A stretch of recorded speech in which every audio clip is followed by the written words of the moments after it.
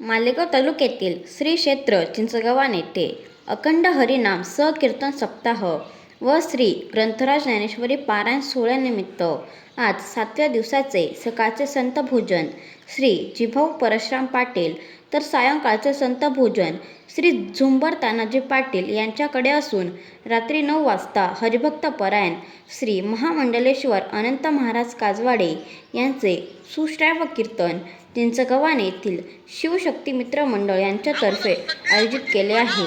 तरी चिंचगव्हाण गावासह परिसरातील नागरिकांनी या कीर्तन महोत्सवाचा लाभ घ्यावा।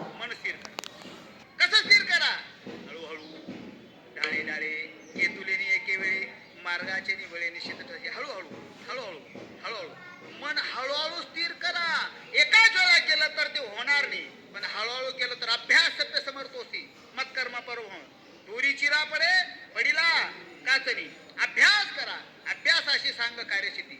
हळूहळू हळूहळू मनावर विजय मिळवा, नियंत्रण करा, मन स्थिर करा।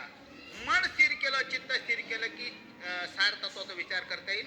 आणि पुढचं पद असे, परमार्थामध्ये धीर धरायचा असेल तर संत शरणागती पत्करा। का संत शरणागती पत्करा? अरे परमार्थिक पांतस्थ प्रवास करीत असताना दमला, थकला, भागला तर संत त्याला कडेवर घेतात। भागल्यामध्ये वाहतील ते कडेवर घेतात। पण कडेवर घेणारे संत कोणते? त्या साधूची भेटी सुरुवातीला संत सपोर्ट करतात, विद्यार्थ्याला म्हणजे साधकाला संत जवळ घेतात आणि त्याला धीर देतात।